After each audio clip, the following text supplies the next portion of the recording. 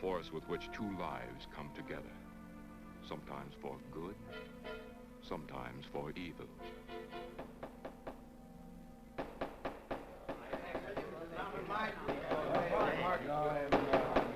I say, Williams is out of line on this. I'm definitely against it.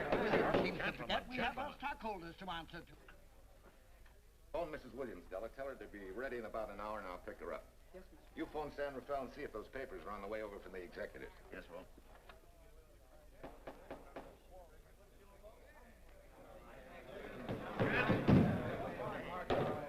Well, Mr. Darcy, what's the score? 9-0? I'm afraid it is, Walt. If you think you can persuade them to change their minds, go right ahead. Gentlemen, I never interfere in stock issues, dividends, or anything else in your department. I must run my department with no interference. Either I know why and when I need more factory space, or you need another boy. And that's all right with me, too. Because I can take these plants and pick my own spot in the motor production field. You won't have to worry so much about dividends. There won't be many. I'm sure none of us want to lose Walt. Or our dividends. What do you say we take another vote? Now, all in favor of buying the 3 new factories signify by saying aye. Aye. Aye. Aye. Aye. Aye. Aye. An unanimous vote. Congratulations, Walt. Congratulate the board. They're the winners. Williams, if these factories are so valuable that other companies would jump at the chance to get them, how do you know that you can buy them at the price you quoted us? How do I know? I bought them this morning. Good morning. Della, I was asked to rush this up for Mr. Williams. Get my wife, Della? Your maid said she'd gone to the dentist. I gave her the message. Oh, fine. Oh, this just came. Thank you. What about those papers? They're here. Burke's checking them now. Good.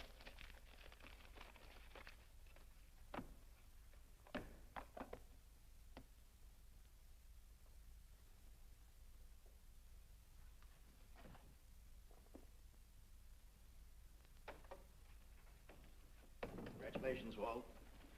Take a look at Clause 4. Those provisions haven't been clarified yet. Oh, no? I wanted to leave for Tahoe right away. Get Judge Deering on the phone, will you? Never mind. I can get faster action if I run out to San Rafael myself and stick with them till they're right. Yeah? Mrs. Williams on 3. Oh, put the blueprints of that new diesel in, will you? I want Jackson to see him. Hi, Duchess. I'm afraid now we won't be able to leave till about 5 o'clock. What? You're not going with me, but I counted on it. But I thought as soon as Dr. Harris took care of whatever it was, I'd feel better. I don't.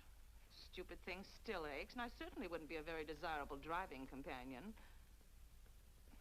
No, seriously, darling, you run along and buy your little factories and hurry home. I'll send you back to the office. And cheat me out of my goodbye kiss? Not a chance. I've got to drive over to San Rafael. I'll stop on the way. Love me? Bye, dear.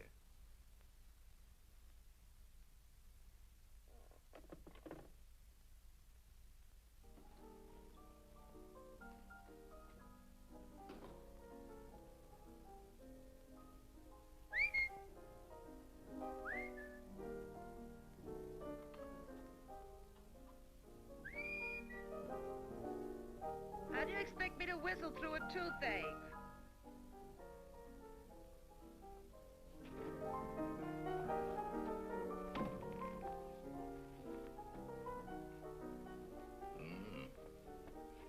Nothing in the whole world smells as sweet as you do, Duchess.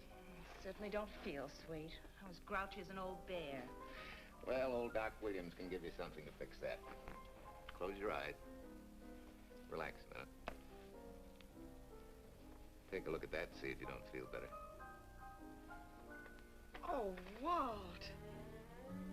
Oh, darling, it's beautiful.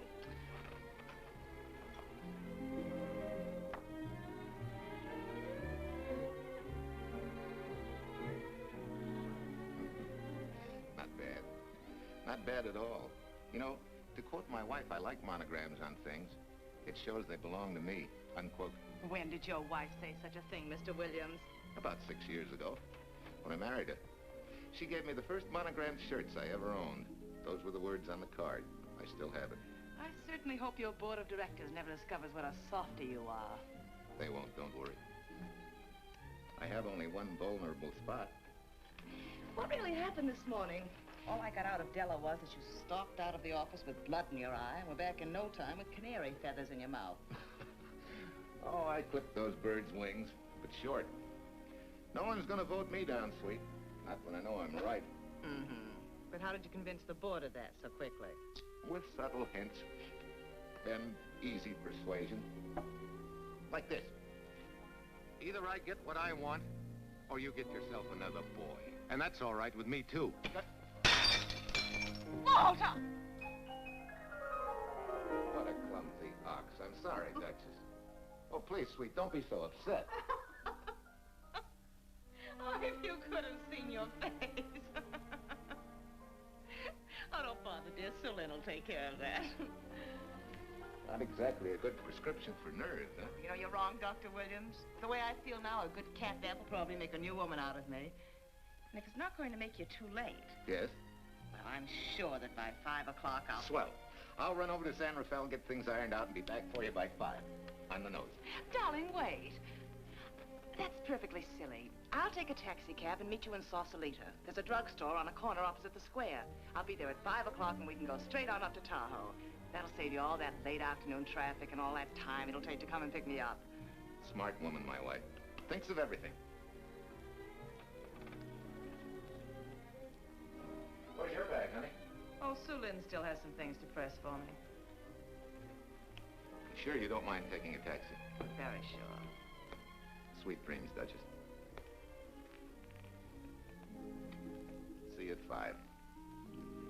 I better get going. Bye, honey.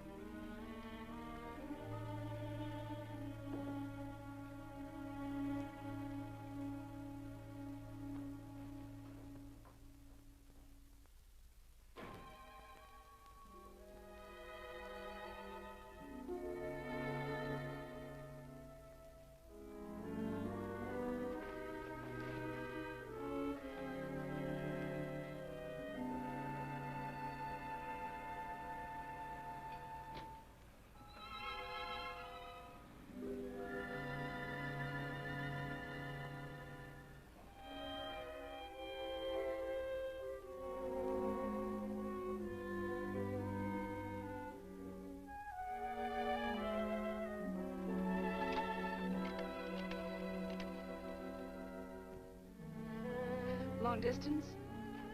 I want Berkeley 79721.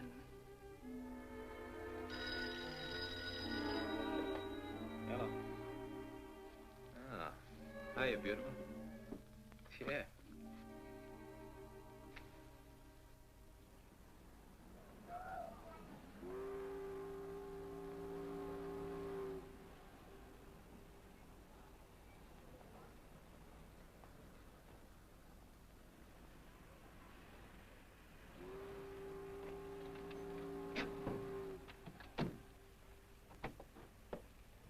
Here. Don't forget, turn this stuff over to a bellboy at the Airport Hotel in Oakland. Tell him to hold it for Jack Burns. Jack Burns, the Airport Hotel. That's right, I'll be checking in later. What do I owe you? $1.15 a here. All this stuff back to Oakland. Yeah, here. Buy yourself a new kit. Thanks.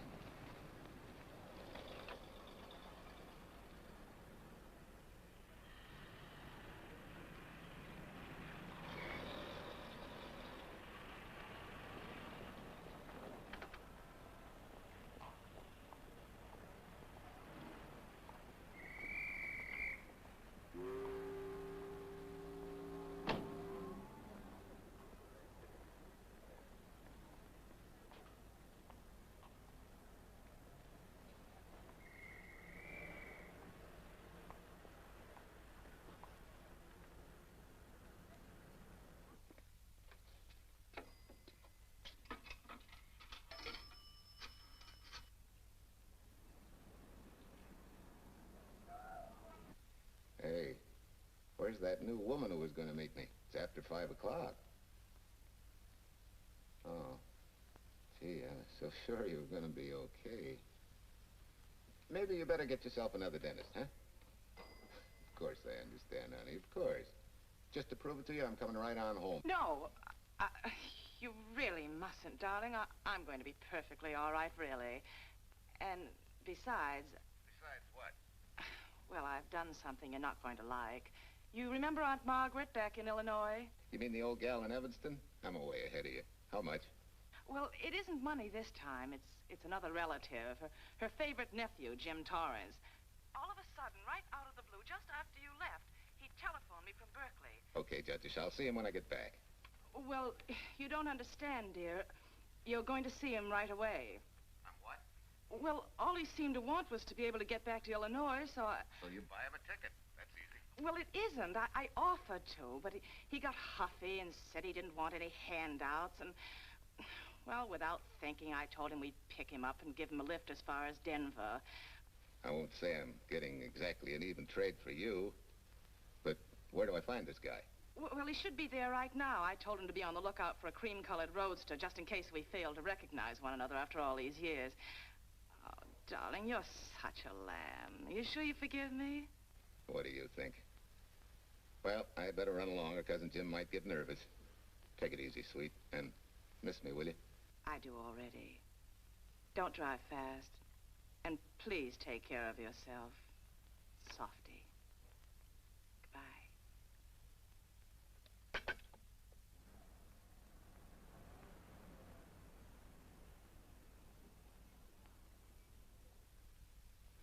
Hello, Della. Yeah, Mrs. Williams wasn't able to go with me. Now, while I'm gone, you see that she gets her roses every morning. That's right. But this time on all the cards, put love from Softy. Yeah, S-O-F-T-Y.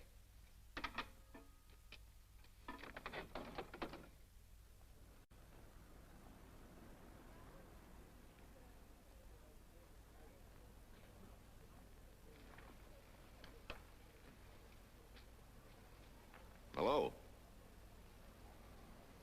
You must be Jim Torrance. Yeah, that's me. I'm Walt Williams. Hiya, Jim. Hi. Where's Irene? Oh, she's a little under the weather at the last minute. Worse luck. Oh, that's too bad. I was hoping I'd see her. Yeah, I'm disappointed, too. Where's your luggage? Oh, I'm wearing it. Less trouble that way.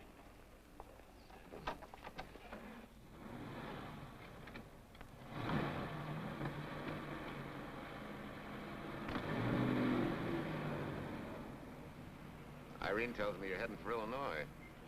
Yeah. Going been a little rough, huh? Haven't exactly been worried about my income tax. What's your line, Jim? Oh, guess I'm a better salesman than anything else. You know, I can give you a couple letters when you get back to Chicago. It might help you. It's fine.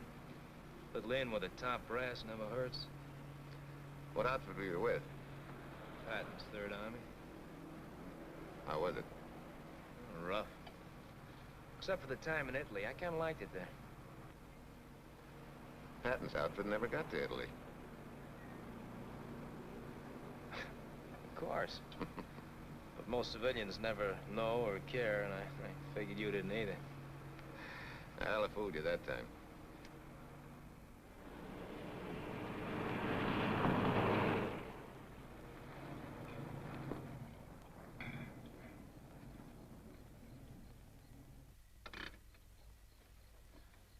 Our last chance to chow for a while. How about it? No, thanks. I grabbed a hamburger while I was waiting for you. I can still taste the harness.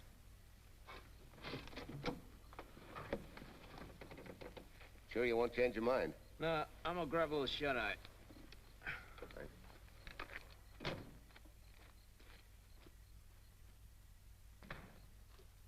Chicken sandwich and a Coke.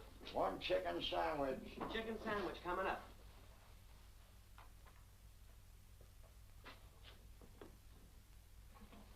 Give me change for $1, will you? Yes, sir.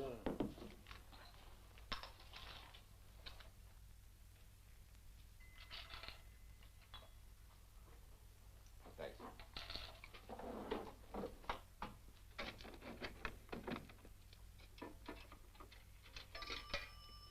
San Francisco. Klondike 2, 6714.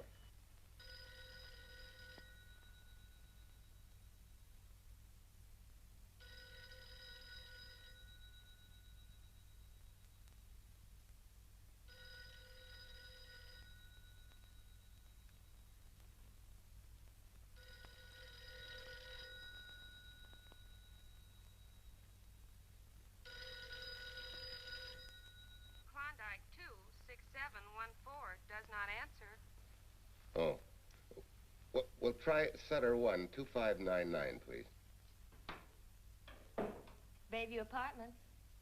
Oh, yes, Mr. Williams. No, your maid isn't there tonight, sir. Well, she said Mrs. Williams was taking something to make her sleep and wasn't to be disturbed. But perhaps... No, don't disturb her. Just leave a message that I won't forget about a certain problem. Mm-hmm. I think I have it, sir. You want her to forget all about a certain problem. Softy, is that S-O-F-T-Y, sir?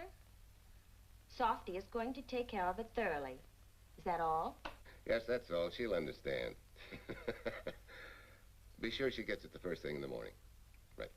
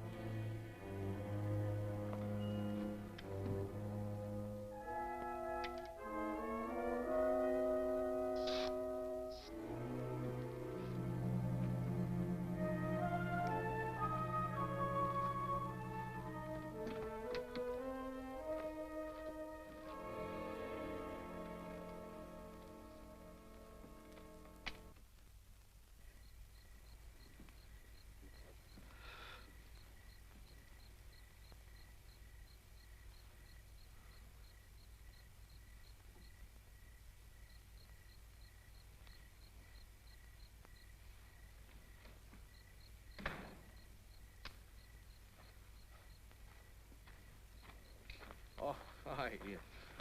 It's been so long since I've been behind the wheel of anything but a Caterpillar or a Jeep. I had to find out what a real buggy feels like. Why don't you drive for a while? Oh, swell. Nothing would suit me better.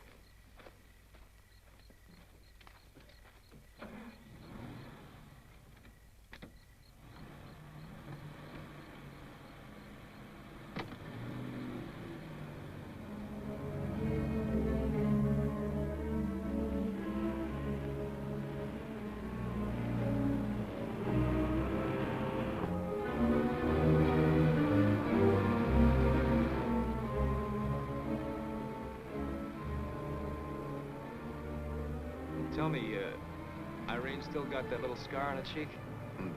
That one she got from the fall? Yeah. You can hardly see it now, though. How'd you know about that? She just got it last summer. Thought you said you hadn't seen her for years. Oh, from Aunt Margaret, of course. How else? She always sends me the news in her letters.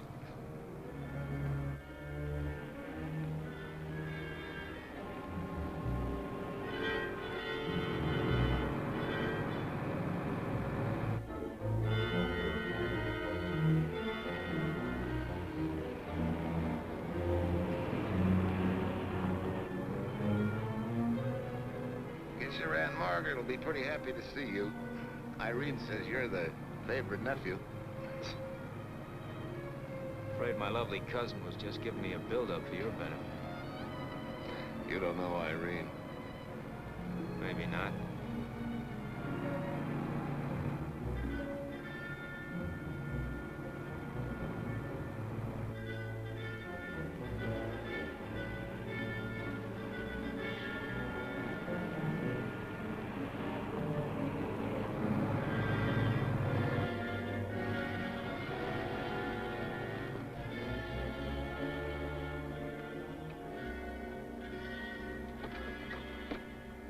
What's the matter? I think we got a flat.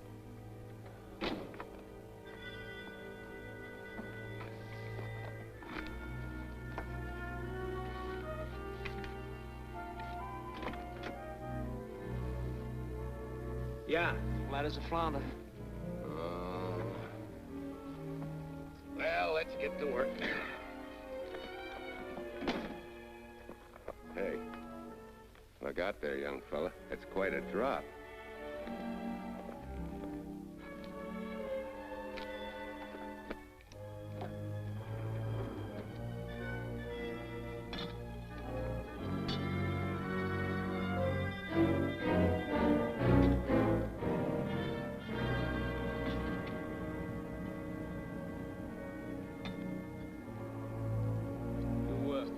You got a flashlight?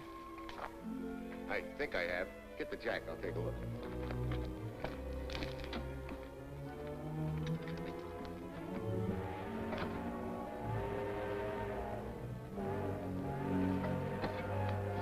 Did you find it?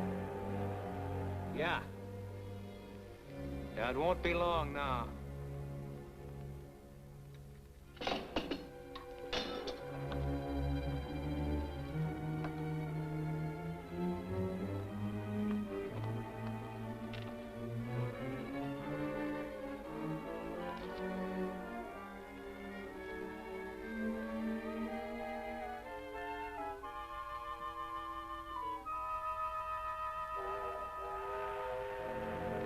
Come on, let's get going.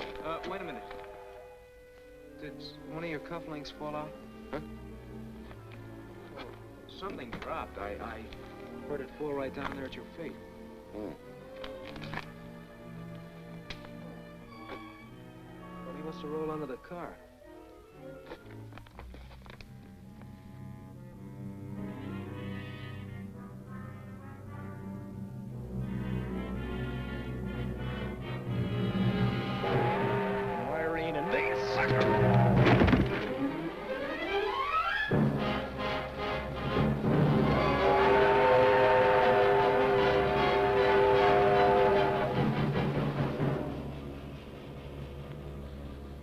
Hello?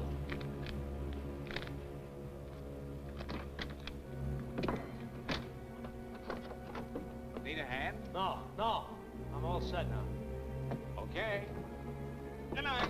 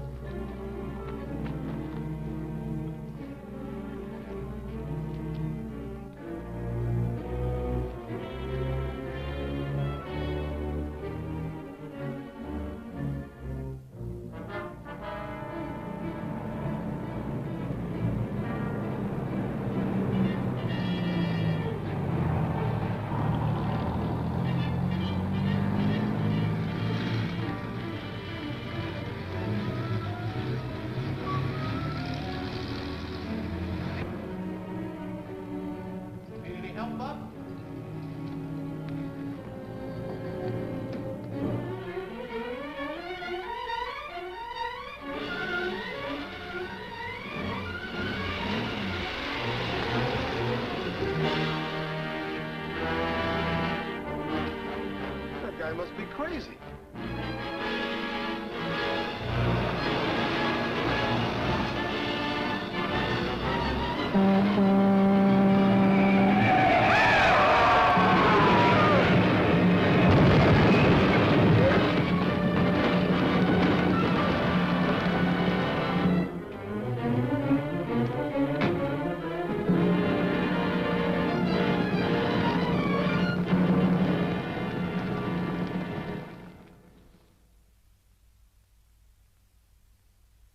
Now, in case my husband should be late and have to rush for his plane, this will be taken care of. Thank you.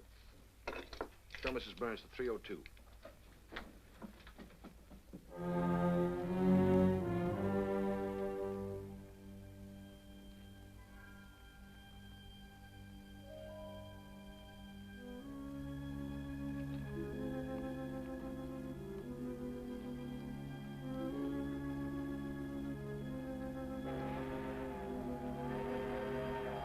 Irene and me, sucker. From Irene and me, sucker.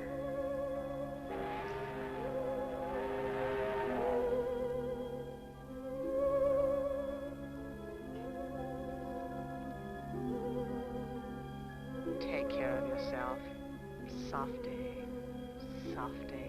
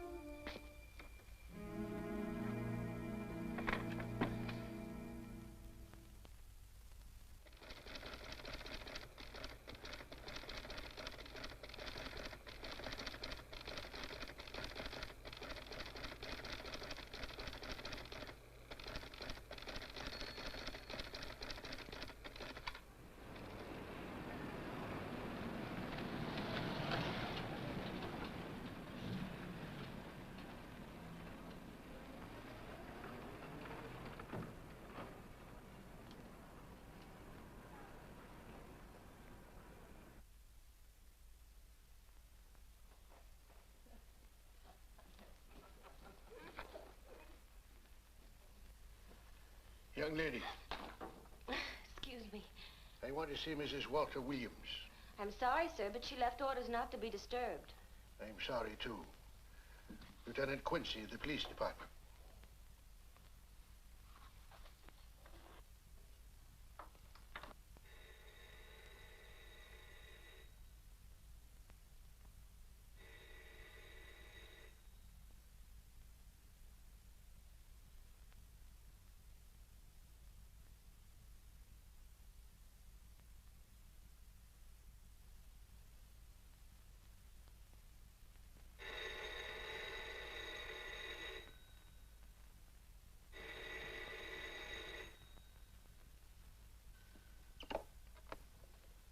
Hello?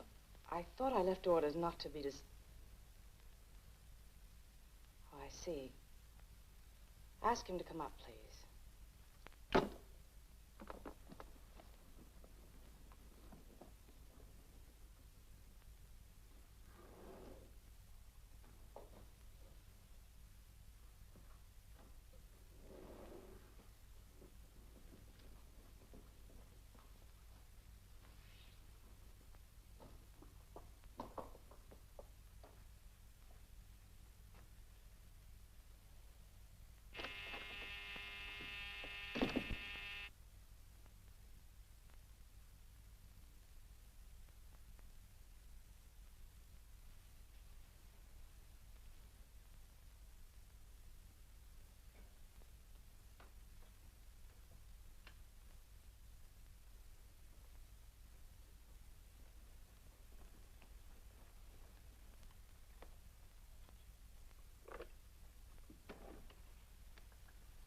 Yes? I'm Lieutenant Quincy with the police department. I'm sorry to disturb you at this hour, but... may I come in? Of course.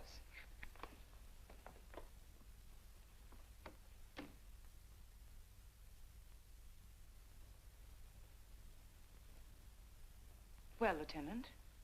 Did your husband go on a motor trip late this afternoon? Why, yes, he went to Denver on business. Why?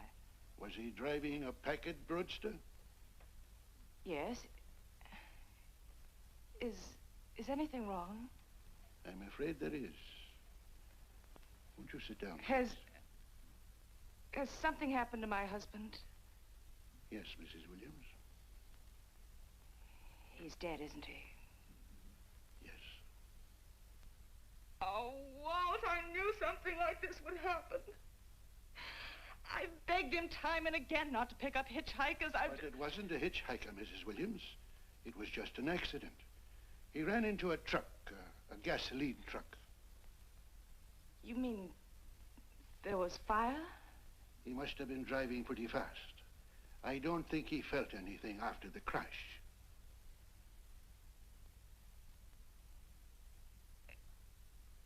If there's nothing more you need me for, Lieutenant, I think I understand. And may I say you've taken this with a great deal of courage. Good night, Mrs. Williams.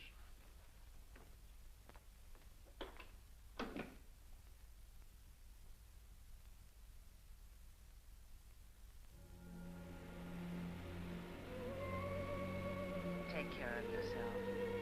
Softly. From Irene and me. Softly.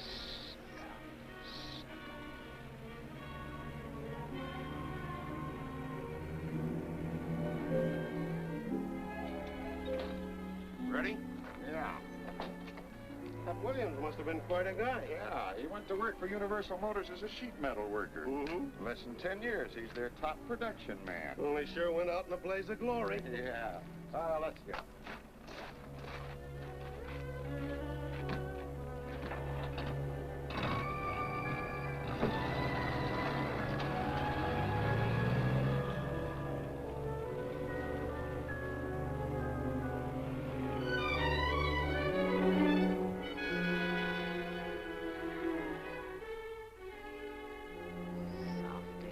From Irene and me. Sucker. Sucker. Sucker.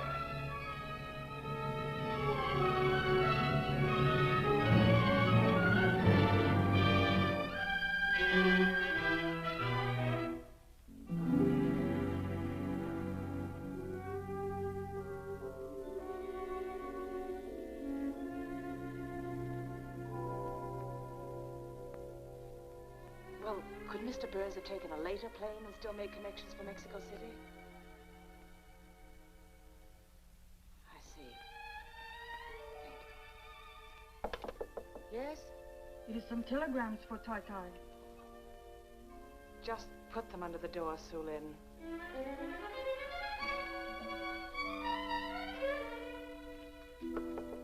Please, Tai Tai, a policeman Quincy most anxious to see you. Ask him to wait, Sulin.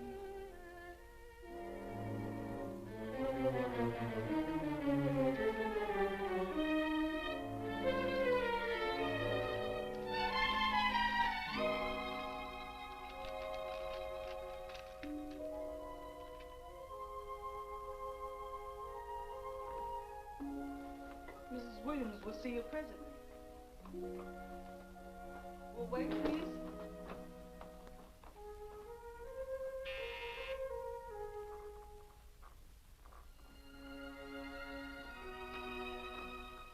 Flowers for Mrs. Walter Williams. Thank you.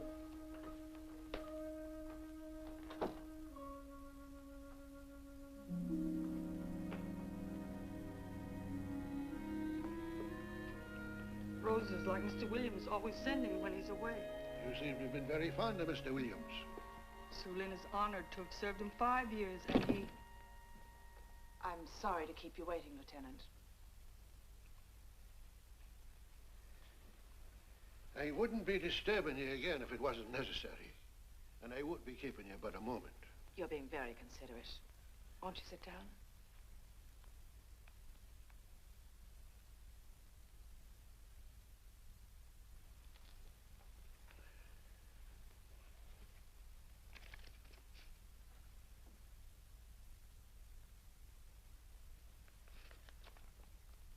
Everyone's been most thoughtful. And why shouldn't they be? Forgive me. I'm all right now. What was it, Lieutenant? The state police would like to have some information. They found some wavy skid marks for quite a distance on the road, as if the car had been out of control when it crashed. Tell me, was Mr. Williams a reckless driver? Why, no. He was a fast driver, but certainly not reckless. Well, was he a heavy drinker? Quite the contrary. Well, what about his health? Could he have had a heart attack and lost consciousness before the accident? Why, no. He was in perfect health, but he'd been working much too hard lately and was overtired. Perhaps he fell asleep at the wheel last night. Oh, poor darling. If only I'd been able to go with him last night, he might still be alive. Well, maybe so and maybe not. You mustn't blame yourself, Mrs. Williams. Fate plays an important part in these matters. Your handkerchief.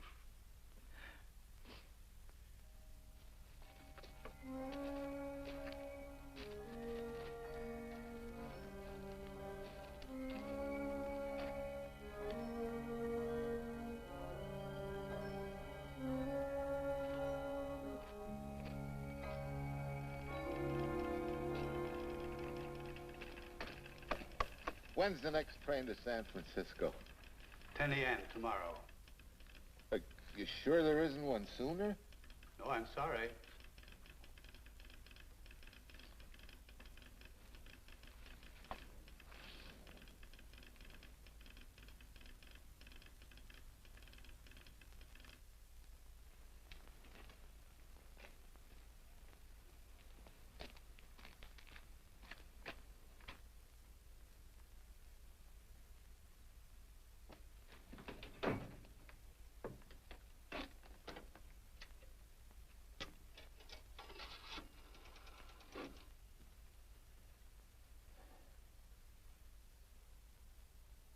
We have a circuit now, sir.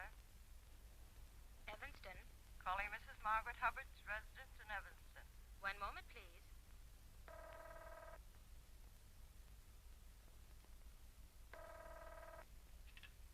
Hello? Mrs. Margaret Hubbard? Yes? Who's this? Long distance. I have a call from Mr. James Torrance. Who? Mr. James Torrance. He's her nephew, Jim Torrance. The call is for your nephew, Jim Torrance. I haven't any nephew, and I don't know any Jim Torrance. Sir, Mrs. Hubbard says she doesn't know what James...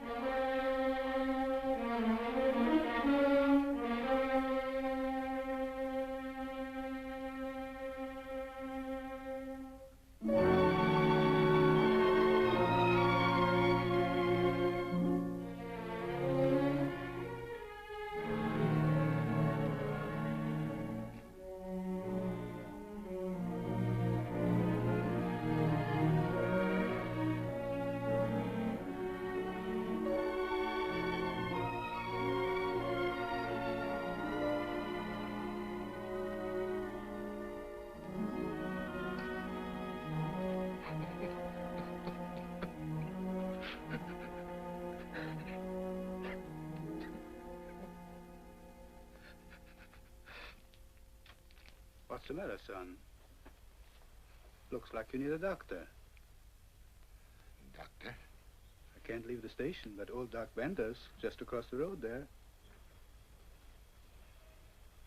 Yeah. Doctor? Think you can make it? Yeah. I'll make it.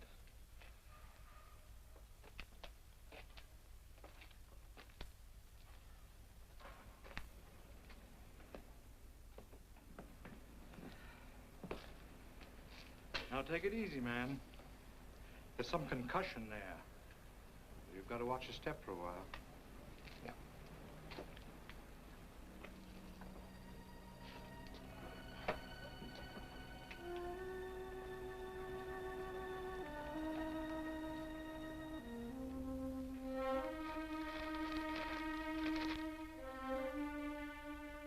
Walter Williams' beautiful widow, who by her own request sat alone in the family alcove during the service.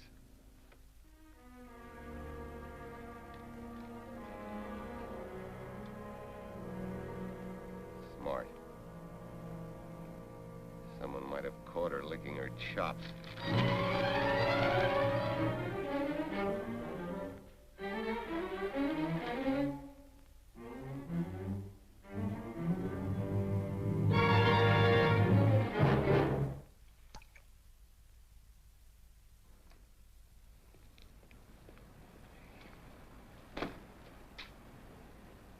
Hey, what's that? Walter Williams. Walter Hey, ain't that the guy that... For the love of Mike, what's that briefcase doing here? He's dead. They did him a dirty trick if he ain't. Hey, now, wait a minute. Don't touch it. We better turn it over to the police.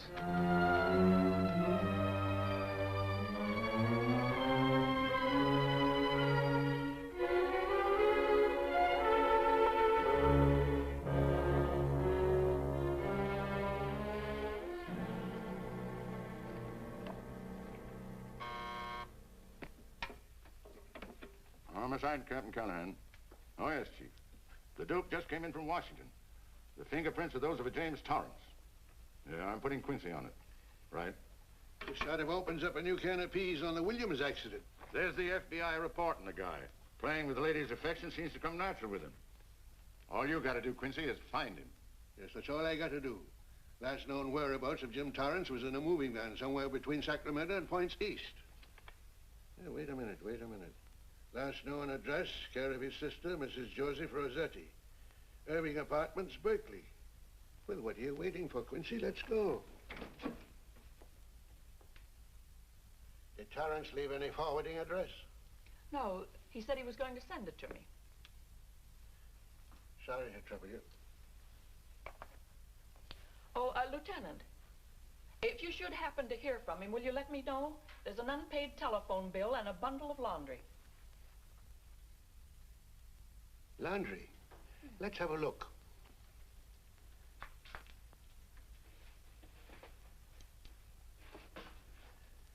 I may have to take this along with me. Not without a receipt, you don't. You mean you don't trust the police? In my business, you don't trust anybody. Mine, too. Holy St. Valentine's Day. Look, he had the same thing on his shirts, too.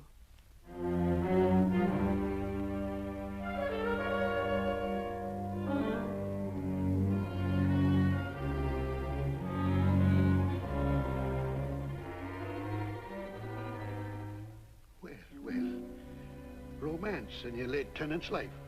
Did you ever see the lady? You know, I never did. But I always knew when she'd been here, the wonderful perfume. I lay you 10 to 1 she's a rich widow. Could be. Wait, I'll get you his telephone bill. Pretty fancy stuff for a hitchhiker. Yeah, but he's a pretty fancy hitchhiker. According to the shirt maker, a certain lady in the town had these made special. And they're just like her husband's. Only his initials were WW. Sort of smells, don't it, Cal? Now take a look at this little item. It was also found in the laundry. I for Irene and W for... Well, it could be for Williams, too, couldn't it? Yeah. Homicide, Callahan speaking. Hello? Oh, hello, Fitz. Hello. What news? Oh? Any luck? Both days, huh? Swell. Have it typed up and sign it. This report of Fritz will be a nice little topper for this pile. His checkup shows calls from Torrance's phone to Williams's private number, and a flock of them going the other way, including one on the 7th and several on the 8th. The 8th, in case you've forgotten, is the date of Walt Williams' accidental death. Well, that ought to be enough to get an indictment out of the grand jury. Go pick her up. I'd like to play a long shot first. It might give us 2 for 1. Well, take him one at a time. A bird in the hand is not going to lead us to its mate. I'd like to give the lady a little more rope. Well, Thanks. I thought you'd agree.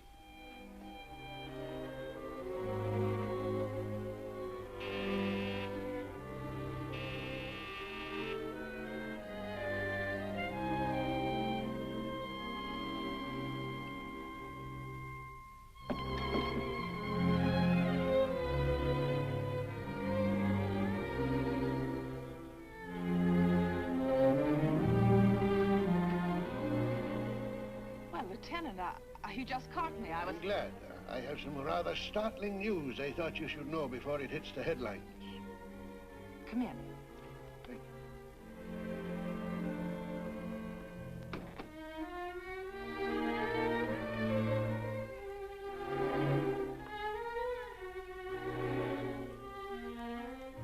Sit down, won't you, Lieutenant? Thank you.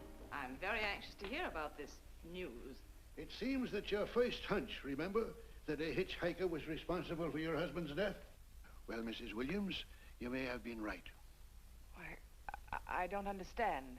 Your husband's briefcase turned up in Kansas City yesterday in a moving van that had stopped at the scene of the accident that night. Apparently, the murderer made his getaway in it. That explains the wavy skid marks that made us suspect your husband was ill or unconscious at the time of the crash. Yes, I suppose it does. And by now, the man is probably out of the country and never will be found. Don't you worry, Mrs. Williams. There were fingerprints on that briefcase. And as soon as we get the FBI report from Washington, his identity will be known and his description sent out on police broadcast. Oh, we'll find him all right. But just now we're keeping things quiet so the murderer will feel safe until we are ready to close in on him. Yes, I can see the wisdom of that. Yes, I thought you would understand and cooperate. As soon as we know his name, it is possible that you might recognize it as someone with a motive. There's that possibility. You know I'll do everything I can to help. I'm sure of it. Now I'll run along. You'll hear from me. I'll let myself out. Don't bother. And don't worry. Good day.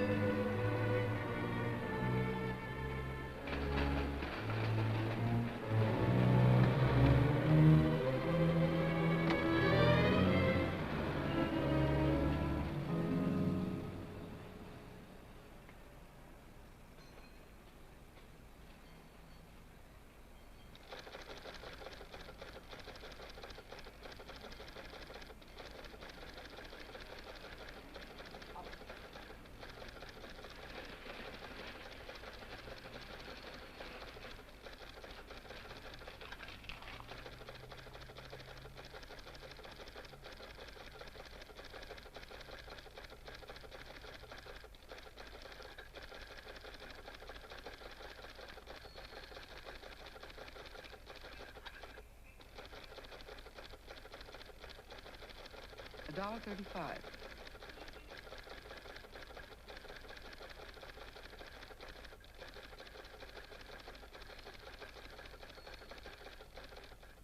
See, everything after the letter J in the first name has been obliterated by heavy writing over it. The only impress letters legible are those between words or before them, like RNS at the end of this name here, and the Hotel Santa here before the word Evanston. Well, Tom, don't you think it's about time you retired? Why, there isn't even evidence there of Mrs. Williams' intent to communicate with Torrance. And who do you think she beat a path to the telegraph office to wire to? The League of Decency? I'll tell you what I think, that you should have brought her in when I first told you to. By the time you get her now, she'll have figured out a way to tip Torrance off. He'd be that much tougher to find. Not unless she's tipped him off from your office. Ernie's got her on ice waiting for you.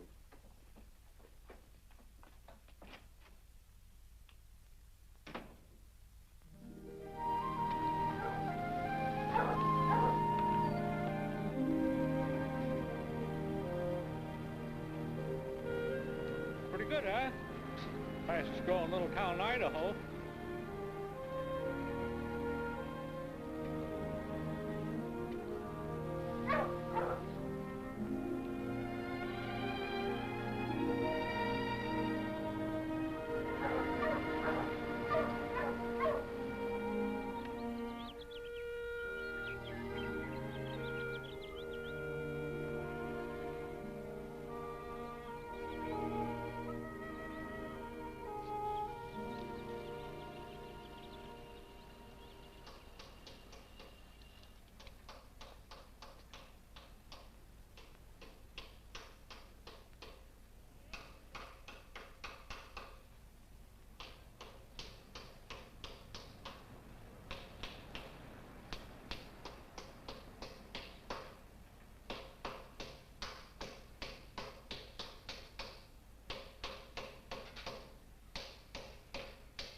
Have a heart, son. You trying to wreck that engine?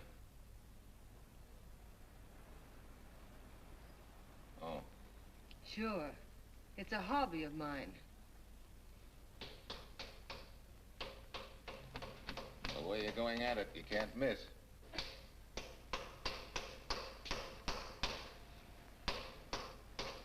Here.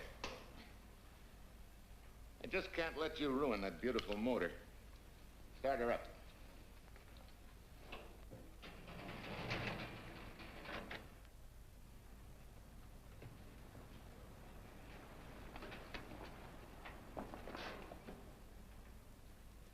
Okay, start her up.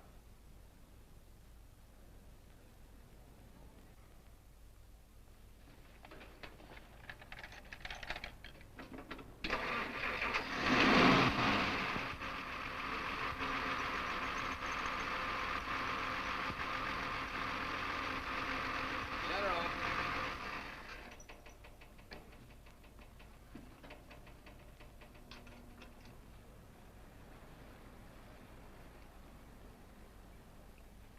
You're certainly not a mechanic by trade.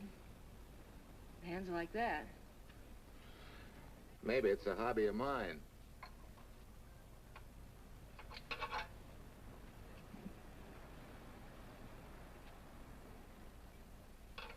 Gee, what happened to your head? Perhaps I was talking when I should have been listening. Okay? Okay by me. Thanks a lot, Hill. So long, Marcia. Bye. He's all right now. You better lay off though till the boss gets back. I'm the boss. I guess the new cars are a little bit over my head. Now, with a jalopy, it's different. Aren't there any mechanics around here you can hire? No, they all went over to the new factory in Mansville. I guess they got better wages. Tough break. Yeah. How much do I owe you? Oh, forget it. Well, I'll be shoving along. Well, at least have a cook in the house. You might as well. Marcia, can I use your phone a minute, please? Sure, help yourself, Uncle Ben. Never rains but what it pours. 650, please. Flat tire this morning. Now the danged engine stalled on me. Nice and cold. Wilson's garage? No, I did not give you the wrong number. Fine thing using my phone to cheat me out of repair bills. Aren't you ashamed? You gave me the wrong number. 650, please. You're a nice girl, Marcia Peters, and your ma's a fine woman. And I'll always buy my gas and oil here. But you ain't never gonna tinker with my car again. Busy? Busy. Always busy. Wait a minute. We're not so busy. Would you like to do another good deed and give Uncle Ben a hand? Why not? Where is your car, mister? Maybe I can help you. Why, are you a good mechanic? Very good. And very reasonable. Well, just what you need, girl. Better hire him. It's an idea, Uncle Ben. Come on. Thanks for the Coke. Sure.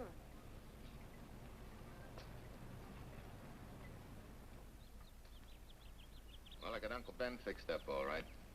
Nothing but a sticky carburetor valve. Bye. I hope he paid you. What for? It only took a minute. You're certainly not money-conscious, stranger. There. This is no kind of work for a girl. Well, somebody has to do it if I want to stay in business. And I want to.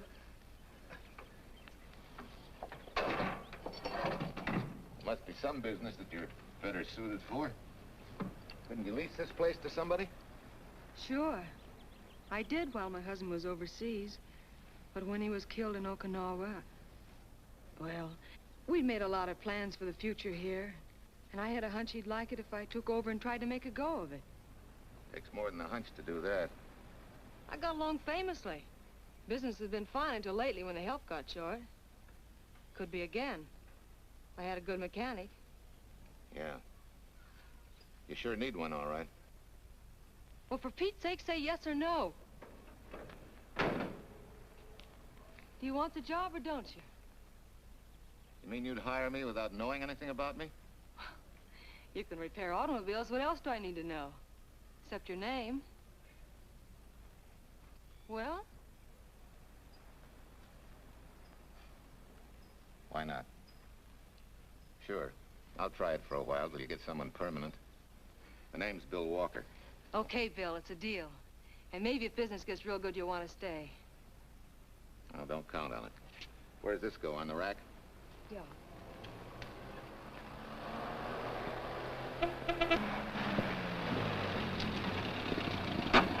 Marcia! Marcia! It happened! It's a boy, 8.5 pounds. Pair of shoulders like a prize fighter. Well, congratulations, Papa. How's Jane? Ah, perfect. Everything's perfect. Gotta get down to the store and tell the gang.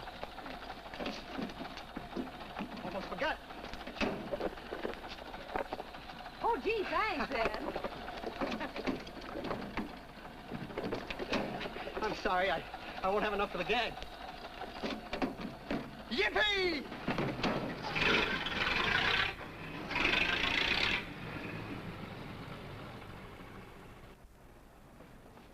Maybe you can use this token from the slightly delirious new father.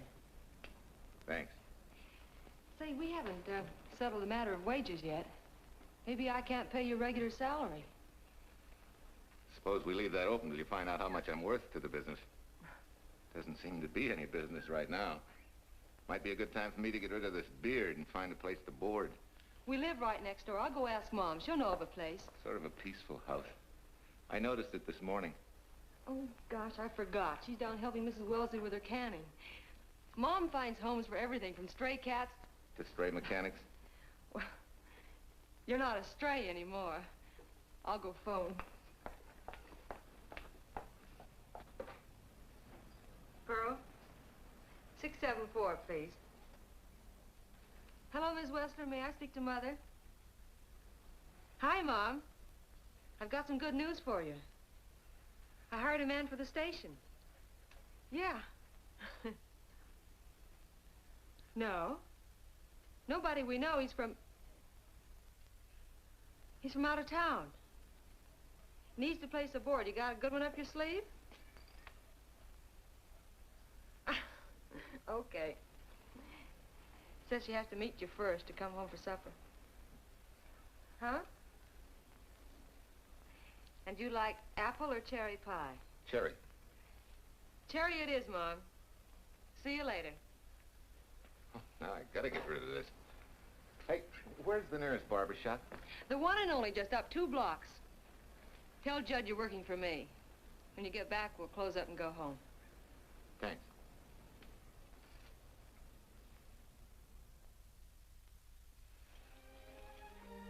Oh, that's real nice.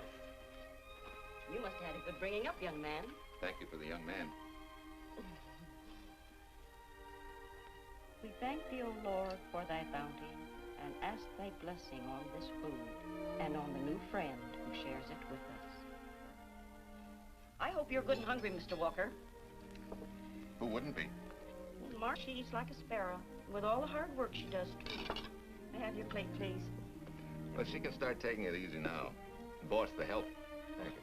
She never takes anything easy. Has to put her whole heart and soul into everything she does. Well, now that you're through with me, Mom, how about Bill? Have you thought of a place for him to stay? Well, why can't he stay right here? We have a spare bedroom going to waste. And I think you like my cooking. Like it? That's very kind of you, Mrs. King, but it seems an imposition. Imposition, nothing. That's good business. I can get back what I pay you in board and room. Well, Marcia, what a thing to say. If you'd like to stay, we'd like to have you. We have some more vegetables. Mrs. King, you have a boarder. May I have a biscuit, please? Oh, excuse me.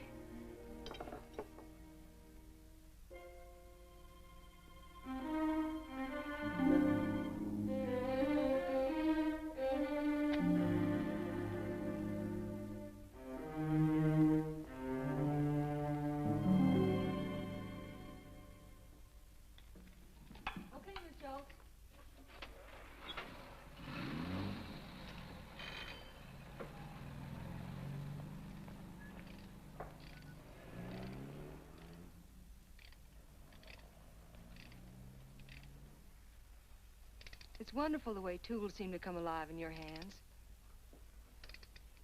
You seem to sort of come alive, too. As though you got real pleasure out of working with them. I do. When you're doing a job with them, you can't think of anything else. Bill, if something's bothering you, why don't you get rid of it? What would you prescribe, doctor? Amputation. For that stupid chip on your shoulder.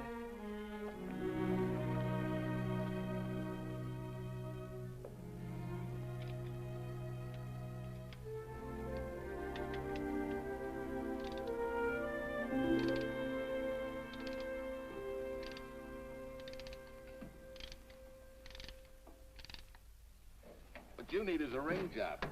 Save yourself some money. Gee, Bill, with the baby and everything, I just can't afford it now. Oh, we'll take care of that. Hey, boss. How's Ed's credit? Good enough for a ring job? Well, sure, if I can hold Junior as collateral. Oh, not a chance, fella. Never mind her. I'll do it on my own time. Oh, thanks, Bill. Maybe we'll see you tonight, huh?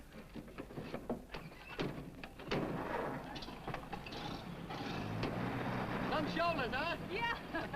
Some father, huh? Bye, Marcia. Bye, Marcia. Bye. Nice kids. Hey, was Ed clowning about their being hard up? No. Things have been pretty tough for him ever since he got out of the service. Fix a car for him, Bill, and only charge him for the labor, okay? Then he gets it for free. I'd already figured on knocking that off. Say, we could make it an anniversary present. Anniversary of what? Junior's arrival, and mine, 3 months ago today. Time certainly flies. That was a lucky day when you came to MP service. Your work's been bringing in a lot of business. I'm glad of that. Hated to have fallen down on Mom and you. Say, look, boss, why don't we three celebrate tonight and go to the movies? Ed said he and Jane were going. Well, that lets Mom out. She'll be babysitting. I'd love to go, Bill. I haven't been in ages. Here's your opportunity. Go to work.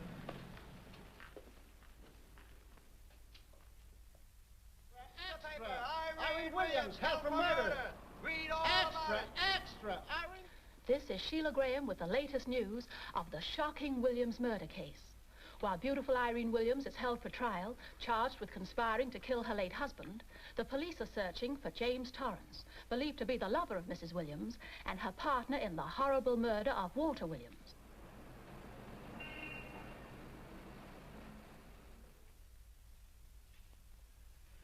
If I'm handling your case, my dear Mrs. Williams, I want 1/3 of everything you get. You're out of your mind. You don't realize what I'll get as Walt's widow. Perhaps you don't realize the spot you're in. Torrance's fingerprints were found not only on your husband's briefcase, but, in a manner of speaking, on your reputation as well.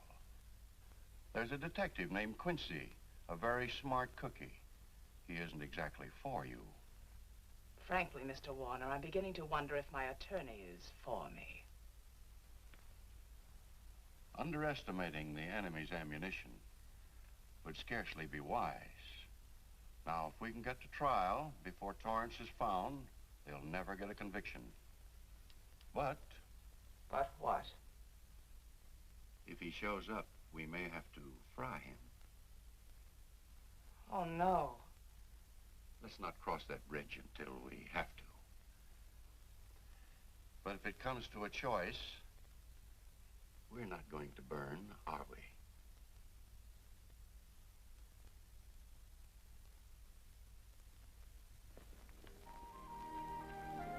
Aren't you the chatterbox this afternoon? What about this afternoon? Oh, I'm sorry, boss. I guess it was wool gathering. You're only supposed to do that in the spring. Is there anything you don't know? Yes. What's San Francisco got that we haven't? Better newspapers, for one thing. Anyway, California's supposed to be the land of opportunity. I thought that by now you liked it here. I do. Very much. It's a good town. Nice people. Swell boss. Thanks.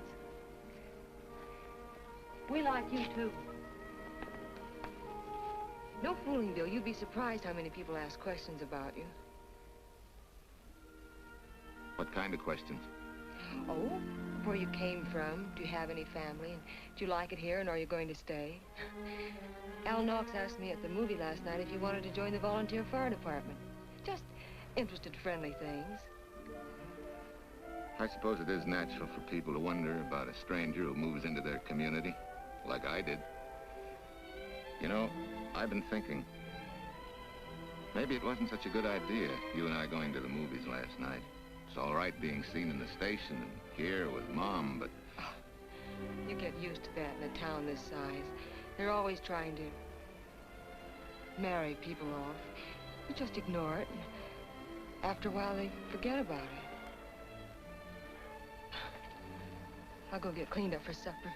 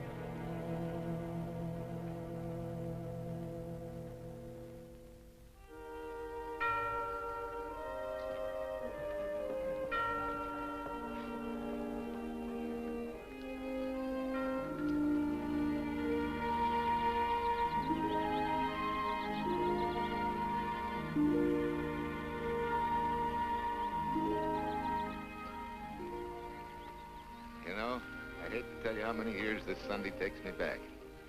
Did you always fall asleep during the sermon? I wasn't asleep, Mrs. Peters. I merely closed my eyes to concentrate. Oh, well, that's what you call it. I had to nudge you to stop you from nodding. Quiet. You're disturbing my reminiscent mood. Even smells the same. Could be the same bees buzzing in the same clover. As they say, you can take a boy out of the country, but... A rolling stone gathers no moss. It has to stop rolling sometime, doesn't it, Bill? Sometime, maybe. We grow a very becoming shade of moss here in Larkspur. Don't you think? You grow a lot of nice things here. Anyone in particular? You'll have to skip the answer to that one.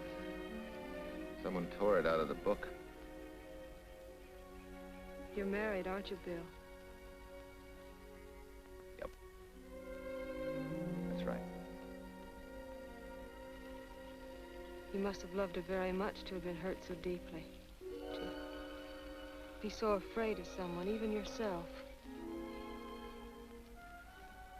Maybe it's better that way. Then no one gets hurt. Bitterness and hatred hurt everyone. Can't you see, Bill? They're like a wall that shuts out all the sunshine from a garden and lets everything wither. Make room in your heart for something else, can't you? I guess this is my day for sermons. Sorry. As Mom would say, you never get rich minding the other fellow's business. Hey, that's a flyer. I'll be seeing you.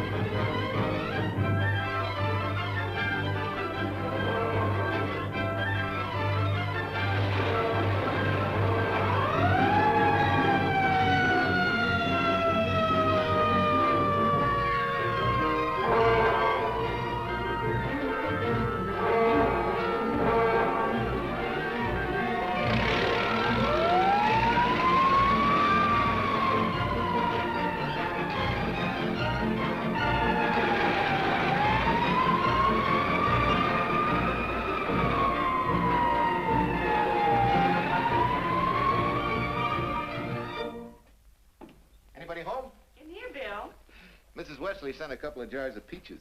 Said you helped her can them. Oh, thank you. When I delivered the doc's car, he insisted that I have a bite with him. Where's the boss? Took a book back to the library for me. Huh? What a day. Hey, what's the idea? Are you darning my socks? Well, I thought a drawer full of holy ones isn't doing you much good. I found it when I put fresh papers in your bureau yesterday. You have a heap of things that need mending, haven't you, son? Does Marcia know? Do you think I'd tell her? This is your problem, Bill. Because I found out about it doesn't give me the right to tell anyone else, not even Marcia. When you trust folks, you trust them, and you give them a chance to work out things the way that seems right to them. How can one little woman be so big? Don't forget, it's a lot easier to be tolerant and understanding at 50 than it is at 25. Yeah, Ma. I'm going next door for a while. Grandma Thompson's ill.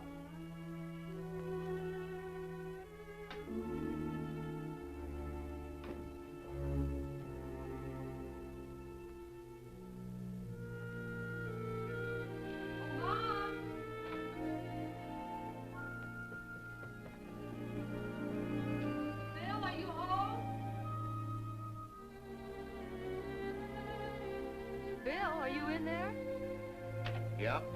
Mom went next door, Marcia. Hi. Do you work awfully late? Oh, about 6.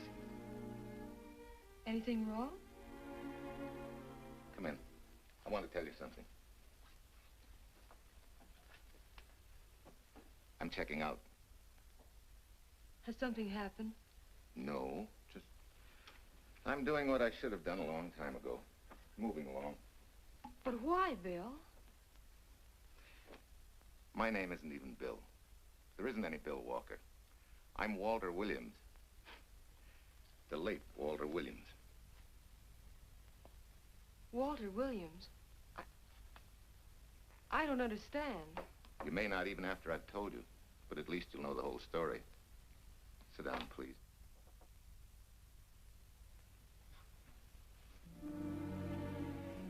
Finally, Larkspur. And you. From there on, you know. I'm glad you're going back to make things right. Going back? Wild horses couldn't drag me back. What are you going to do about your wife? Nothing. You're going to let her go to trial for murder? Oh, no, Bill. Why not? She tried to kill me, she and her cousin. But they didn't. Who says they didn't? Let them try and prove it. No matter what your wife did, she can't be tried for something that didn't happen. Oh, Bill, can't you see? You bet I can see. She deserves everything she's getting. Sorry part of it is they'll never convict her. No, Bill. The sorry part is you're not big enough to take a hard jolt to your pride and to your ego. Sure. It hurts to be tricked and cheated by someone you loved and believed in. But that doesn't give you the right to take justice into your own hands, to trample on the hearts of others and walk out on life. A barren, frustrated boyhood. A marriage to a woman who accepted my love, yet despised me so thoroughly she resorted to murder. I'll never think of our moments together without nausea. I feel stripped bare, degraded. Because you've closed your mind and heart to everything else. Even me.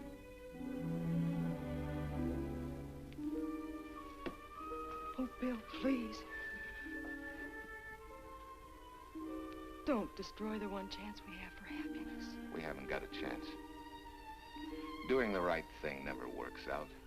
I know. In this world, you turn the other cheek and you get hit with a lug wrench. Forget me, boss. Try and forgive me.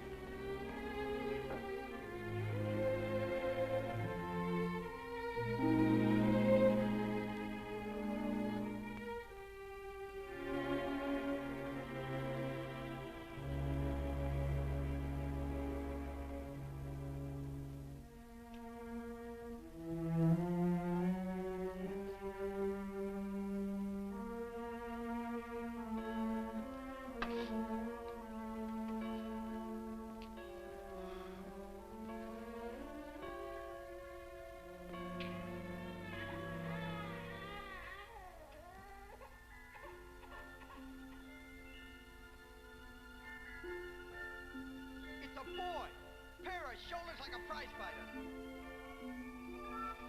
You know, I hate to tell you how many years this Sunday takes me back.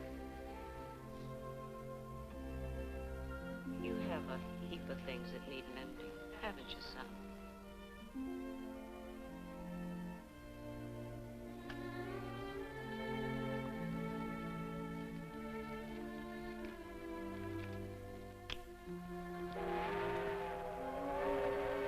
Take care of yourself. Softly. Marguerite and me.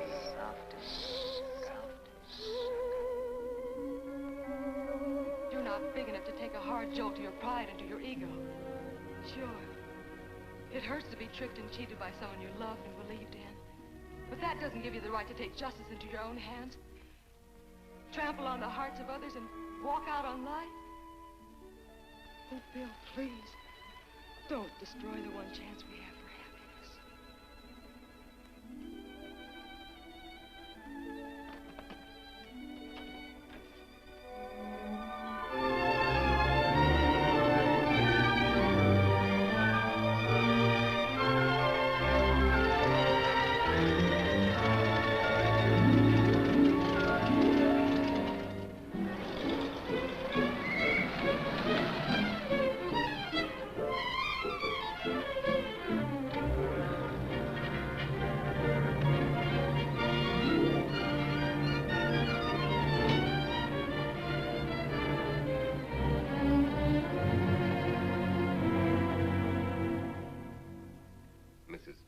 Kind enough to come along to substantiate at least the Larkspur portion of what I've told you. Very thoughtful of you, Mrs. Peters. Mr. Williams, when you read in the newspaper that the hitchhiker who attacked you had been, well, a close friend of your wife's for some time, it must have been a great shock to you. I didn't come here to discuss my emotional reactions, Lieutenant. If you need me for anything further, Captain, my office will know where to reach me. Let's go, Marshal. Just a minute, Mr. Williams. We'll need your signed statement for the grand jury when we ask for your wife's release. It won't take long to be typed. Yeah? All right.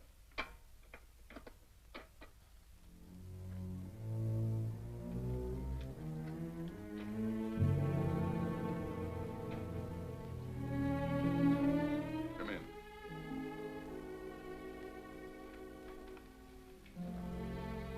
Sit down. Mrs. Williams. We have news for you. Really? I can scarcely wait.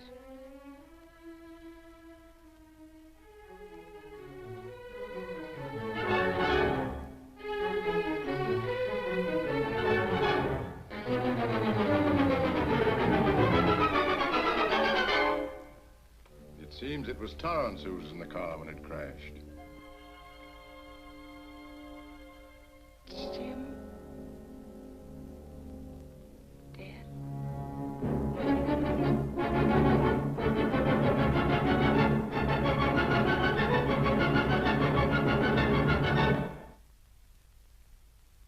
You did it. You killed him. No. He tried to kill me. Thought he had. And he ran into the truck. It was an accident. An accident? You wait all these months to tell this story. You let me rot in this filthy jail. Wait a minute. You let everybody believe you're dead. Pretty convenient, wasn't it? A dead man can't be tried for murder. Mr. Williams, perhaps your wife would understand better if you would explain to her about the amnesia. Amnesia? Oh, don't tell me you believe he had amnesia. Where's he been all this time, just wandering around in a daze? Tells us he's been in Larkspur, a little town in Idaho, working as a mechanic in a service station. Run by Mrs. Peters here.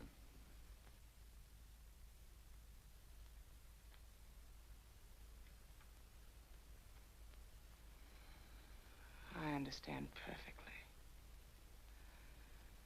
Now that my chance for happiness is dead, I suppose you'll demand the divorce I begged you to give me so that I could marry Jim. That's fantastic. Yes, isn't it? After you telling us that the man you picked up was a perfect stranger. Well, that's not true. The time and place for meeting Jim had all been arranged. I must advise you, there's a law that a wife can't testify against her husband. There's a law against murder, too, but that didn't stop him, and nothing's going to stop me until I'm through. It's all right with me, Captain. Go on. Talk your head off.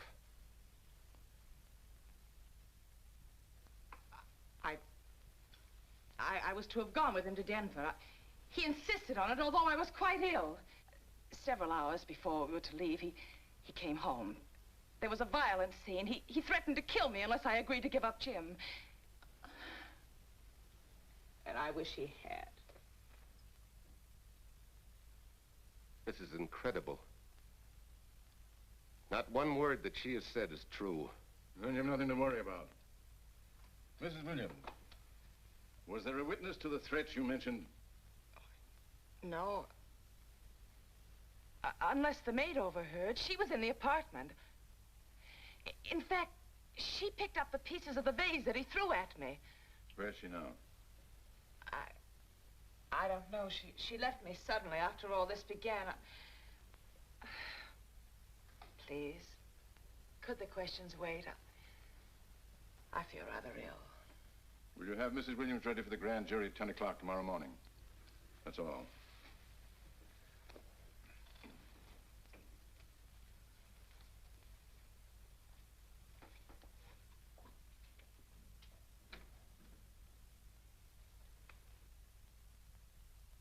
We're going to hold you too, Williams.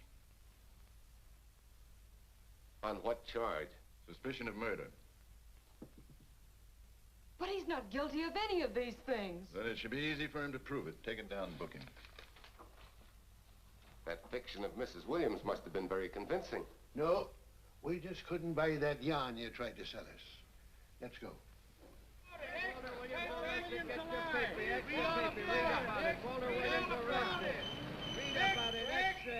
What's the White Freed and murder charge? Extra, get your paper. Walter Williams charged with murdering wife's mother. Extra, get your paper. Irene Williams goes free. Husband held. Extra, get your paper. White Freed and murder charge. Walter Williams charged with murdering wife's mother. And Daly's going to cover Williams' office. Okay, boys, hop to it. I want all I can get by 10 a.m. tomorrow for the grand jury. Okay, Chief. Oh, Tom, don't miss a bit. Dig up everything you can on Williams and the Peters dame. You sort of believed Irene Williams' story, didn't you, Van? She made better sense than he did. Well, sure, she's a better liar than he is. Don't forget, I went all through her grieving widowhood with her. She's a bad customer. Well, that's for the grand jury to decide, and Williams insisted on letting her talk. So it's his funeral. Funeral, all right. Especially with that yarn he told. But murder's out of character for him. There's a few pieces missing somewhere. There might be in Idaho, if it's not too much out of character for you to get going. You're going to miss me, Cal, when I retire next year. Maybe I'll join Private Eye and solve your cases for you.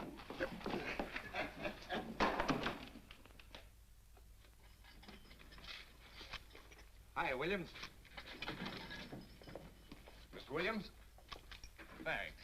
Got a deal from the bottom here, don't you? Sorry, Williams. Okay, Williams.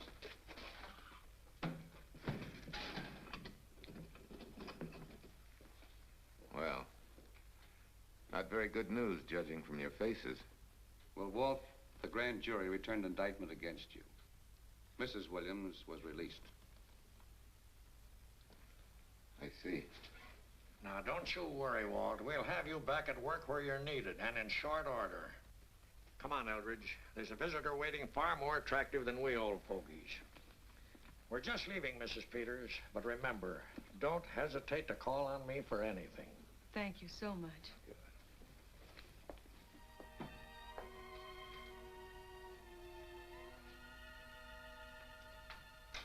Hi, boss. Bill, what have I done to you? If it weren't for me, you wouldn't be here. If it weren't for you, I wouldn't be. I came back here because I wanted to believe in the things you do.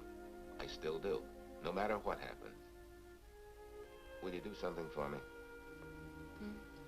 Go back home, where I know you'll be taken care of. Not a chance. You'll have to think up a better reason than that to get rid of me. I'm a big girl now. I've just been to Larkspur, Williams, where I found these newspaper clippings. Of course, some of them are 3 months old, but you seem to treasure them, so I brought them along. So? I don't think they exactly substantiate your claim of amnesia. As if you were interested in substantiating any claim of mine. Now, let's get one thing straight. Most people, when they get in a jam, think the police are only interested in the prosecution. Our job is to get the facts, the truth. And the truth never hurt anyone but the fellow that lied. Unless he was a beautiful woman. Oh, quit kidding yourself, Williams. You made the boner. I had no more to do with Torrance's death than you did. And out of the whole population of Northern California, you just happened to pick up a hitchhiker who happened to be your wife's boyfriend. Ah, have a heart, Williams. I suppose you'll tell the truth when you take the stand, but you better have some mighty conclusive proof if you expect the jury to believe it. Wait, Lieutenant. Bill, we all know you're not guilty, but we're going to need help to prove it, and need it badly. Lieutenant Quincy can't take sides, but if we're right, he has to be on ours. And I have a hunch he wants to be. Why don't you tell him the whole story? All of it, please. I'd like to, Quincy, very much. Guess I should have told the whole truth in the first place. But I wanted to clean this mess up with as little scandal as possible.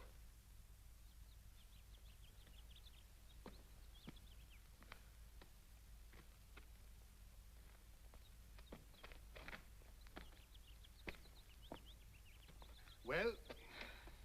No sign of the lug wrench or anything. My dear Mrs. Peters, will you please stop trying to be a detective? How many times do you think the police have combed this spot for any kind of evidence? Now, be a nice girl. Take Mr. Williams' advice. Go back to Larkspur. What time is it? It's only 4 o'clock. We still have time to go back to town and go on our hunt for Sue Lynn. Now, look here, young woman. You've had me on the run since early morn. But, Lieutenant, the maid seems to be our only hope now. We've got to keep looking till we find her, that's all. That's all? Wait. She was naturalized, wasn't she? Suffering chopsticks. Quincy, you dumb flatfoot. This Sue, what's her name, was Chinese born. If her port of entry was San Francisco, there'd still be a file on her, photo and all. Let's go. Back to town. Immigration.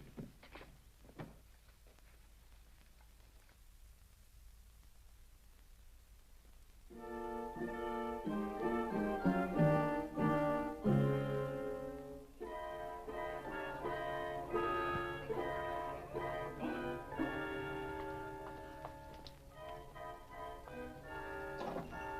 hope the council has given us the right lead.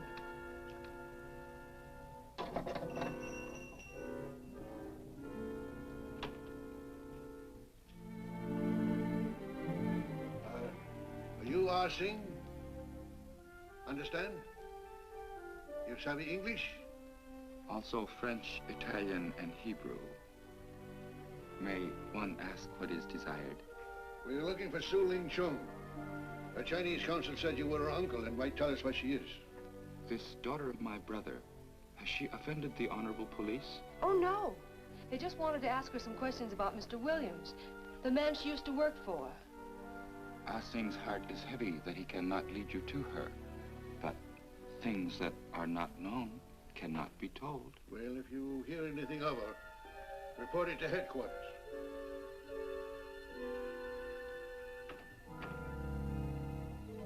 Suhail, untruth is not good for soul, and not wisdom when told to policemen. Better for the soul to be kind than to be wise.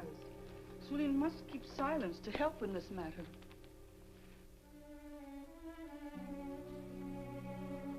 You know, you're quite a gal. In case I haven't told you lately. You're just too easily pleased, that's all. There must be a way out. Why can't we find it? Oh, buck up, boys. Tomorrow's another day. Yesterday you go to trial. Oh, Bill, I'm afraid. And the state intends to prove, beyond any reasonable doubt, that the defendant, Walter Williams, did, with malice aforethought, kill the deceased James Torrance, whom he knew to be his wife's lover. And that with his victim dead beside him, he drove his car into the course of an oncoming truck, jumping clear himself some seconds prior to the crash. And subsequently, he made his getaway in the back of a loaded furniture van. And for 3 months, as Bill Walker, he laughed at justice, but had imprisoned his unfaithful wife for conspiracy in his own murder. But then he decided that being dead cramped his style. He thought he could eat his cake and have it too. So he returned, most anxious to explain his long absence and to right the dreadful mistake that had imprisoned his wife for 3 months. Ladies and gentlemen, it was a cold-blooded, premeditated murder and must be punished to the fullest extent of the law. Call the first witness, please. Captain Callahan, did Walter Williams tell you what suddenly cured his amnesia after 3 months? No, he did not. But he did tell you the man that struck the blow which caused the amnesia was a total stranger, a hitchhiker he had picked up. Yes? And that he knew nothing of this man's identity or relationship with his wife until he suddenly recovered from his amnesia and heard or read the details. That's what he said. That's all. Thank you, Captain. Your witness, Counselor. No questions. No. I saw no signs of amnesia, but definite concussion. He was a bit evasive in answering questions, but not vague or unsure. In your opinion, Doctor, could this head injury have been caused by a fall? Yes. If the head had struck on some object, such as a stone or a metal pipe. That's all, thank you. Your witness. Dr. Bender, are you familiar with a tool known as a lug wrench for changing automobile wheels? I'm afraid I am, sir. I've had a regular epidemic of flat tires lately. Well, then, in your opinion, could this head injury which you treated have been caused by a blow from a lug wrench? Yes. It could have been caused by that, too. Thank you, Doctor. The ones with the earliest dates, you will notice, are heavily creased, as though they'd been carried in a wallet or a coat pocket. Thank you. Lieutenant Quincy, will you kindly tell the court where you found these newspaper clippings? In the bedroom occupied by Mr. Williams in Mrs. Peters' home in Larkspur, Idaho. Is this your handwriting, Miss Revere? Yes, sir. And that's the message, at least our record carbon of it. Would you read it to the court, please? June 9th, 8:32 p.m. Message from Mrs. Walter Williams, Penthouse D. Mr. Williams called, said he wants you to forget all about a certain problem, that Softy is going to take care of it thoroughly. Was there any other conversation? Well, I just asked if that was all, and he said, yes, she'll understand, and Sort of laughed as if it were a joke and hung up. Some joke killing the wife's boyfriend. That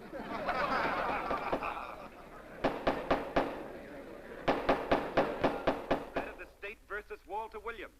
All the rounds so far have gone to the prosecution, and it was a grim-faced Williams who was returned to his cell this afternoon.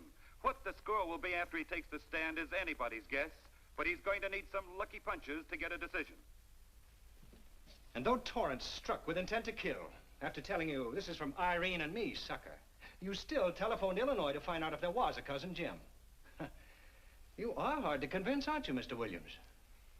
Is it so incredible that a man should fight against believing such a thing about his wife? Oh, that is very touching. From a husband who planned a trip on which he intended to destroy his wife and did kill her lover. That's a lie. Your Honor, I object to the conclusions drawn by the prosecutor and move that it be stricken from the records. But, Your Honor, there is a corpus delicti, remember? Who was your wife's lover. Objection sustained. There's also her own story, which in front of witnesses you insisted she tell. And then we have your own two different stories from your own lips. One featuring a perfectly strange hitchhiker, the second an equally strange Cousin Jim, without a questionable substantiation for either bit of fiction.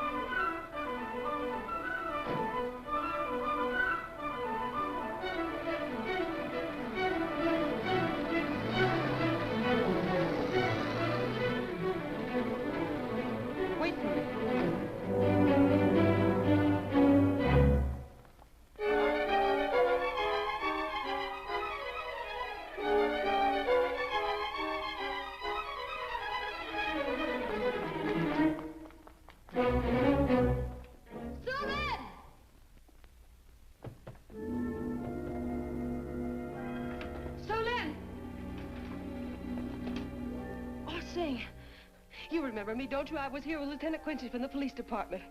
I just followed Sue Lynn up the stairs. I saw her come in here. You must be mistaken. I'm not mistaken. She's here. I must see her. Ah, Sing, don't you understand? It's to save a man from prison, even from death. I will send her to you.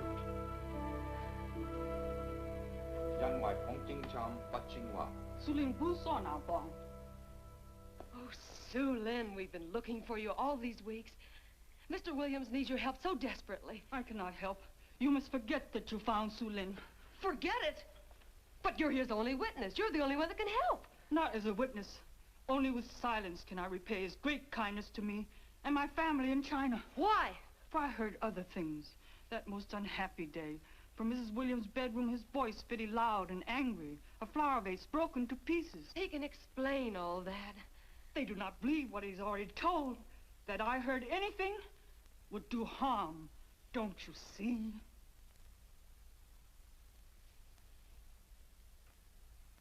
Yes. Much sorrow comes from women who know not honor and truth. And Mrs. Williams, she's not true, even to that Torrance man. What made you say that? That night when he was killed, her sickness was but wall of falsehood, behind which she could go secretly to a meeting place. You mean she went out that night?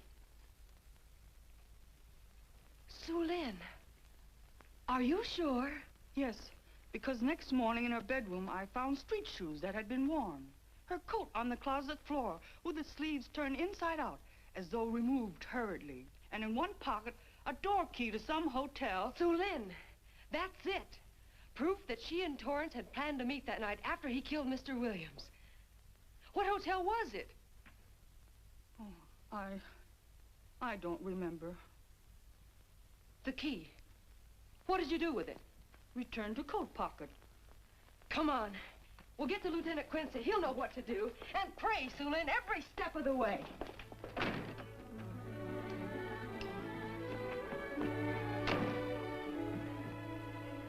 Now hold everything.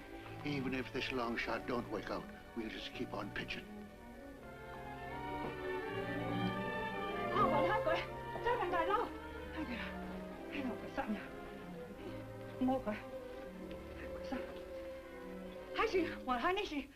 Here it is, yes. Room 302, Airport Hotel, Oakland. Maybe we got our miracle. A special little Chinese one. It is to hope that Sue Lynn was of small help to Mr. Williams. Oh, Sue Lynn. Come on, Copper. Next stop, Oakland. A certain little lady's hotel rendezvous. I was on night duty then, all right, but I sure don't remember a looker like this. Quite a dish, eh? A little too highly seasoned for my digestion, thanks. Lieutenant, just found a couple of cars for room 302 on June 9th. George Baxter, checked out at noon. Mr. and Mrs. J. Burns. Room not slept in. J. Burns. Burns. Look, Quincy. The handwriting on the card is identical to that on the photograph. And here's a little boy, the same thing. The cover-up telegram to Aunt Margaret. Now look at the impressions. J here, and here RNS. J. Burns. That's the name she started a telegram to. Room not slept in. Say, I got that dame pegged now, Lieutenant. She said they'd be out of the room by midnight as her husband was catching a plane.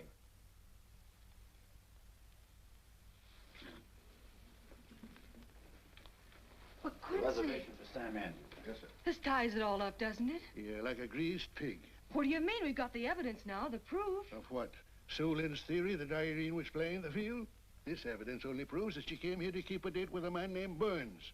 We can't even prove that he didn't keep the date. But you know he didn't. There wasn't any Burns. It was only a name that she and Torrance used. Fine. If you can prove that, Williams will be free. But none of this will prove it. Sorry, Copper, but we are just up another blind alley. Willie? Yes, sir. There's a couple of sample cases from Mr. Sam Andrews. Came up from the station this morning. Take them to Parlor B right away. Sure thing, sir.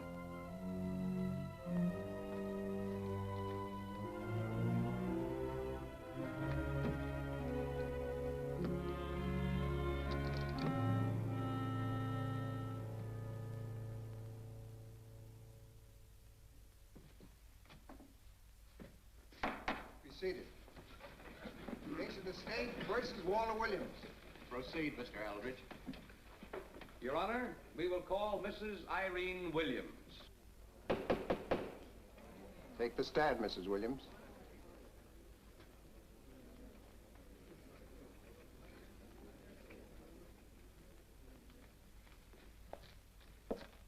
Raise your right hand. You solemnly swear that testimony you're about to give in this cause to be the truth, the whole truth, and nothing but the truth, so help you God? I do. Hey, what cooks? The defense calling her? Mr. Eldridge, what's the purpose in calling this witness? Merely for purpose of identifying handwriting.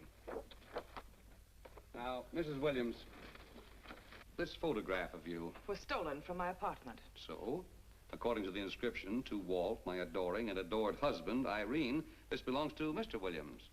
This is your handwriting, isn't it? Of course. I'm touched that he should have wanted it so badly. And this telegram, addressed to Mrs. Margaret Hubbard, is that also your handwriting? It is.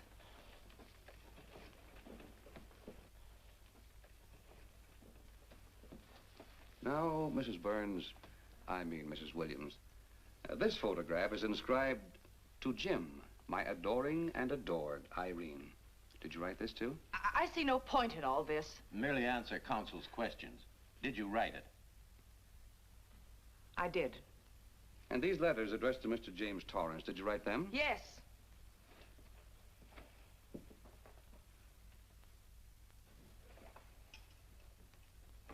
And this monogrammed garment, a gift from you to Mr. Torrance? Why must I be tortured again by all this? I never made any secret of my love for Jim Torrance. That's why he's dead. Your love for Jim Torrance. Yet on the very night he was killed, you had a rendezvous with a man named Burns, didn't you? I don't know what you're talking about. I don't know any man named Burns. I was at home that night, very ill. Oh, yes, the sleeping pills. Well, you must walk in your sleep then, for you spent at least part of that night at the Airport Hotel in Oakland, where you registered for Mr. and Mrs. J. Burns. Don't waste the court's time trying to deny it. This is the registration card that you signed at 9:20 p.m. And there's the room clerk who assigned you to room 302. And this, Mrs. Williams, is the key to room 302, which you very carelessly left in the pocket of a coat which was found in your closet yesterday. All right, I was there. Now you're satisfied. Not quite. This J. Burns, Mrs. Williams, was his first name Jack? Yes. Have you been in contact with him lately? No. How long since you've seen or heard from this Jack Burns? Well, I don't know. I don't remember. You bet she doesn't remember, because there isn't any Jack Burns, and there never was. That was an alias for Jim Torrance. And it was Torrance who was to have met you that night, after your charming little plot to kill your husband had been duly executed. It's not true. It's not true. I have bad news for you, Mrs. Williams. I can prove it's true.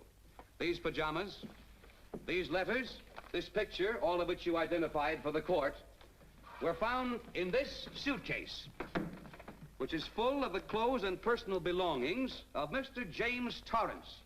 And the suitcase was found in the baggage room of the Airport Hotel, where it's been held since June 9th.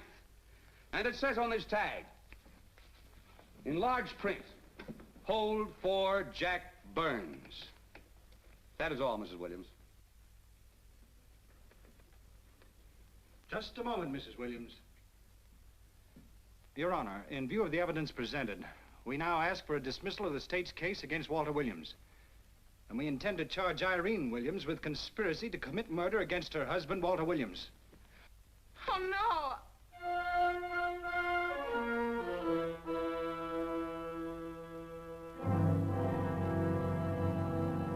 The case against Walter Williams dismissed. Court adjourned until 2 o'clock. Well, that's that, Walt. Congratulations, Mr. Williams. I haven't the words for it, Quincy, but we could never have made it without you. Ah, sure you could. You know, son, right always wins if you give it a little push, especially when you get a copper like this one to do the pushing. Well, I'll be seeing you. You know, it'll seem kind of strange being able to eat and sleep without someone getting in your hair all the time. Oh, fine, Walt. We're looking forward to having your hand on the wheel again. The Denver plants are waiting for you to open them. You think you can make it the morning? How about it, Counselor? You bet you can. Oh, good. Well, I'll be running along. Well, you think you like Denver? It's okay by me, boss. Yes. Impact. The force with which two lives can come together. Sometimes for evil, sometimes for good.